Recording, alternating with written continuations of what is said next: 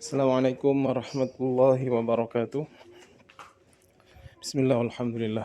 Salatu wassalamu ala rasulillah wa ala alihi wa sahbihi wa man walah, amma ba'du. Saya akan menjawab pertanyaan-pertanyaan yang sudah ditanyakan oleh teman-teman di forum diskusinya tadi. Terima kasih para presentator dan teman-teman yang sudah bertanya dan menyimak.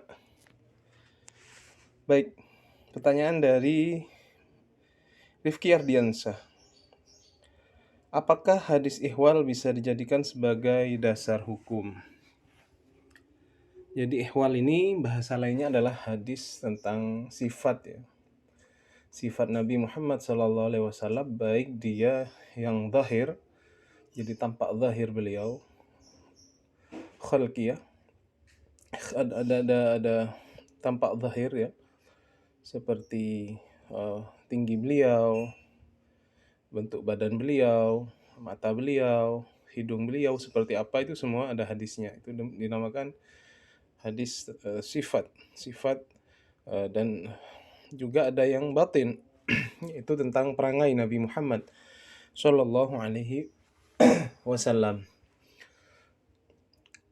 Kalau yang ihwal atau yang sifat ini biasanya berkenaan dengan makarimul akhlak.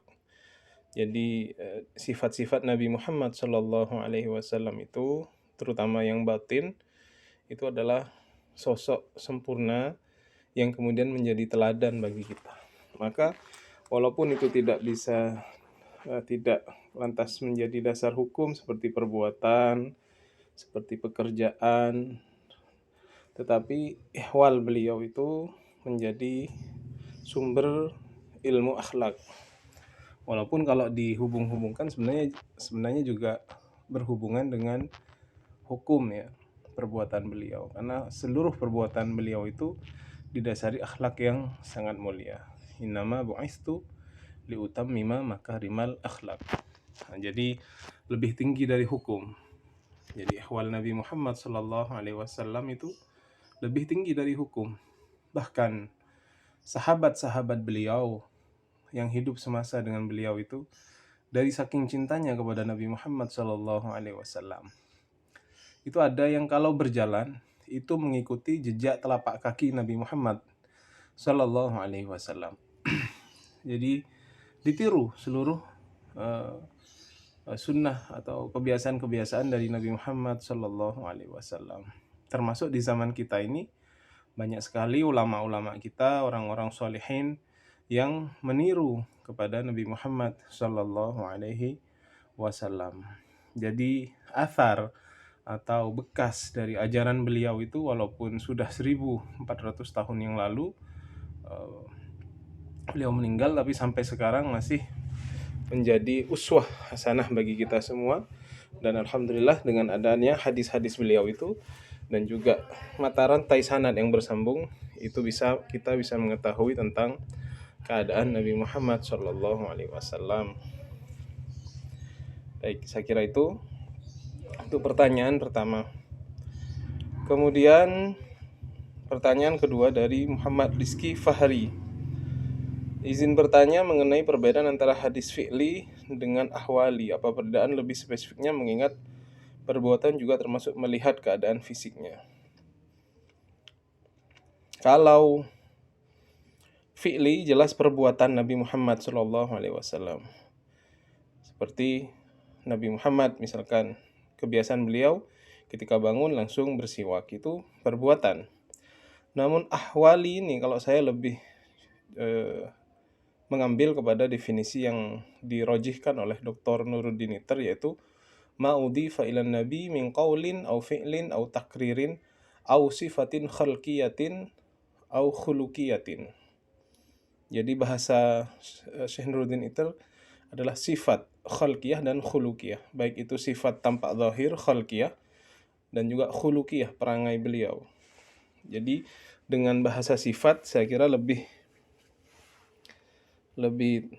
tepat ya, walaupun ini juga tidak ada masalah dibagi menjadi ahwali juga keadaan. Jadi kalau sifat itu lebih ke bentuk tubuh, bentuk mata, rambut beliau bagaimana, tinggi beliau bagaimana, itu yang sifat khalqiyah. Kalau yang khuluqiyah adalah bagaimana perangai beliau, bagaimana kesabaran beliau, dan juga sifat-sifat batin beliau. Itu yang khuluqiyah. Jadi mungkin sebagai tambahan referensi, teman-teman bisa menambahkan bahwasanya bahasa yang masyhur itu adalah sifat ya. Sifat Nabi Muhammad SAW baik yang khalqiyah, yang tampak zahir dari tubuh beliau, maupun yang khuluqiyah, yaitu akhlak beliau.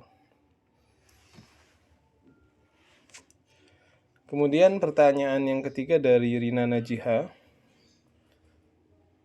Bentuk-bentuk hadis yang dipresentasikan tersebut bagaimana dasar penggolongannya, atau berdasarkan apa menggolongkan seperti itu. Jadi tentunya ulama melakukan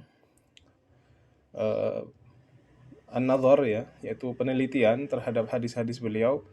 Ternyata bisa dikelompokkan menjadi 4 golongan itu, yaitu perkataan, perbuatan, ketetapan, bisa juga hammi ya dimasukkan, keinginan beliau, ataupun juga ahwali atau sifat beliau. Jadi ini berdasarkan ulama yang melihat keseluruhan hadis-hadis beliau kemudian digolongkan sesuai dengan golongannya masing-masing. Jadi kalau hammi itu adalah keinginan beliau yang belum terlaksana. Itu hammi, cita-cita beliau. Tapi keburu beliau wafat. Seperti contohnya puasa yang dilakukan beliau ketika sampai di Madinah ya. Melihat orang-orang Yahudi puasa, akhirnya beliau ingin tahun depan akan berpuasa tapi membeda Yahudi dengan menambah pada hari sebelumnya. Itu hammi.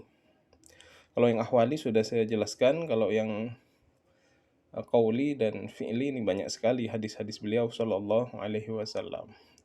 Dan alhamdulillah semua hadis-hadis beliau ini sampai kepada kita dikarenakan saking cintanya sahabat-sahabat beliau, terutama yang dekat dengan Nabi Muhammad SAW, baik dari golongan Ummul Mukminin Sayyidah Aisyah dan lain-lain, ataupun sahabat-sahabat yang dekat seperti Abu Hurairah, kemudian Anas bin Malik dan lain-lain. Baik, saya kira demikian teman-teman. Terima kasih atas presentasi dan diskusi yang dilakukan. Kita berjumpa lagi pada pertemuan selanjutnya. Tetap jaga kesehatan. Wassalamualaikum warahmatullahi wabarakatuh.